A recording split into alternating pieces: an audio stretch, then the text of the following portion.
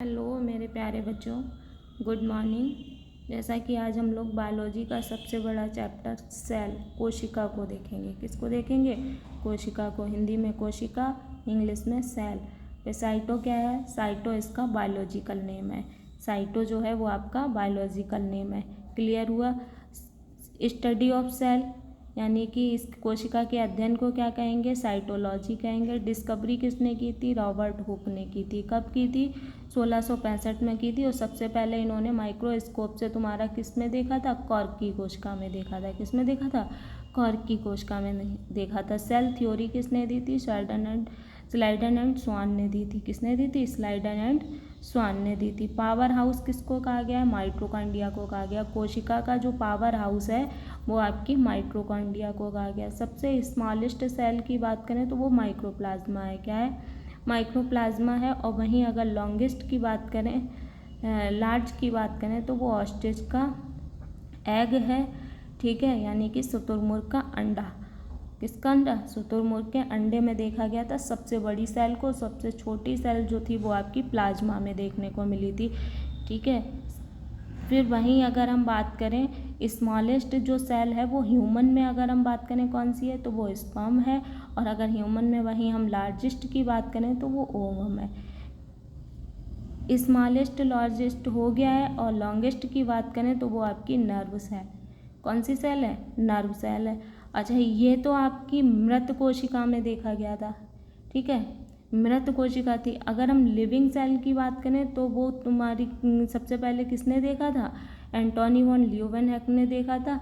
लेकिन सबसे पहले अगर कोशिका को देखा गया है तो वो किसने देखा था? रॉबर्ट हुक ने देखा था। किसने देखा था?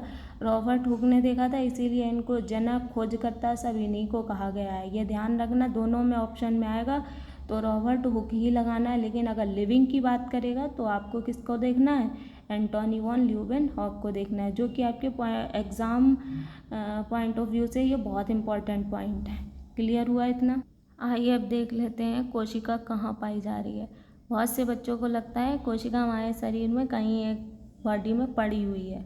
ठीक है, नहीं, कोशिका हमारे बॉडी का कोई ऑर्गन नहीं है। ये हमारी बॉडी की क्या है? इकाई है, यूनिट है। समझ में आया? जैसे ईंट से, किससे? ईंट से, ईंट से मकान बनता है, वैसे ही ईंट बराबर क्या हो जाएगा? कोशिका हो जाएगी तुम्हारी। क्या हो जाएगी? कोशिका हो जाएगी। क्लियर हुआ? ईंट को हम लोग किससे कंपेयर करेंगे?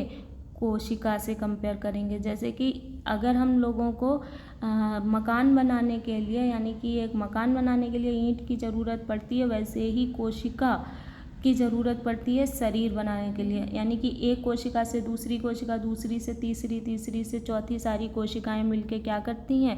एक शरीर का निर्माण करती हैं। ठीक है, कोशिका मिलके तुम्हारे ऊतक का निर्माण करती हैं। ऊतक तुम्हारे मिलके किसका? ऊतक तंत्र बनाते हैं। ऊतक तंत्र मिलके आपका क्या बनाते हैं? ऑर्गन, यानी कि एक अंग का निर्माण करते हैं। और वही अंग मिलके अंग तंत्र बनाते हैं। क्या बनाते हैं? अंग तंत्र बनाएंगे। और अंग तंत्र सारा मिलके तुम्हारे किसका निर्माण करेगा? शरीर का निर्माण करेगा। चलो इसको देख लेते हैं एक बार। देखो, जैसे हमने नोट किया है, कोशिका, कोशिका मिलके क्या बनाई? ऊतक बनाई। ऊतक तुम्हारा ऊतक तंत्र बनाया। ऊतक तंत्र मिलके तुम्हारे एक अंग का निर्माण हुआ। और एक अंग के तंत्र मिलके तुम्हारा किसका? अंग तंत्र। और अंग तंत्र के बाद शरीर का निर्माण हुआ। ठीक है, कोशिका, अंग अंग तंत्र, फिर शरीर का निर्माण हुआ। क्लियर हुआ? अंग तंत्र जैसे हम कह लें डाइजेस्टिव सिस्टम तुम्हारा हो गया है ना, श्वसन तंत्र, पाचन तंत्र, ये सारे तुम्हारे क्या हो गए? तंत्र हो गए। और इसमें अगर हम अंग की बात करें तो अंग तुम्हारे क्या होंगे? जैसे कि तुम्हारे पाचन तंत्र में तुम्हारा छोटी आंत, बड़ी आंत, आमाशय, सारे कुछ होते हैं। वैसे ही सारे सब अंग मिलके क्या बनाते हैं? एक तंत्र का निर्माण करते हैं। जैसे हम उसको कह देते हैं पाचन तंत्र, वैसे ही इसको सारे तंत्र मिलके तुम्हारे किसका निर्माण कर देंगे? शरीर का निर्माण कर देंगे। इतनी बात क्लियर हुई? हम समझ सकते हैं कि आप लोगों को इतना पॉइंट क्लियर हुआ होगा। ठीक है, अब हम लोग कुछ सेल ऑर्गन देखेंगे। क्या देखेंगे? सेल ऑर्गन, सेल में पाए जाने वाले ऑर्गन। ठीक है, आइए देखते हैं सेल ऑर्गन जैसे कि अभी हमने नोट करके रखा है, डायग्राम आप देख सकते हैं। जैसे सबसे बाहरी वाली जो झिल्ली होती है उसको हम लोग क्या कहते हैं, प्लाज्मा मेम्ब्रेन कहते हैं। क्या कहते हैं, प्लाज्मा मेम्ब्रेन कहते हैं। इसी में आपका क्या पाया जाता है, सेंट्रोमियर पाया जाता है, माइटोकॉन्ड्रिया पाया जाता है, ठीक है।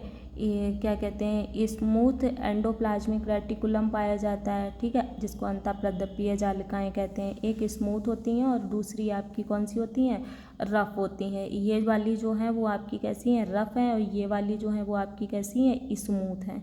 क्लियर हुआ इतना, ठीक है। ये आपकी गोल्जी बॉडी पाई जा रही हैं। क्या पाई जा रही हैं, गोल्जी बॉडी पाई जा रही है। न्यूक्लियस पाया जा रहा है, इसके अंदर ये क्रोमैटिन पाया जा रहा है। क्या पाया जा रहा है, क्रोमैटिन पाया जा रहा है और न्यूक्लियस पाया जा रहा है, ठीक है। क्लियर हुआ, ये आपका लाइसोसोम है। इन सारे ऑर्गन्स को हम लोग डिटेल में पढ़ेंगे नेक्स्ट वीडियो में।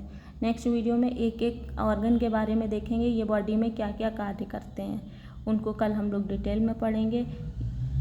ऐसे ही चैनल पर बने रहने के लिए थैंक यू सो मच। और मोर इन्फॉर्मेशन के लिए चैनल को लाइक शेयर सब्सक्राइब करना ना भूलें।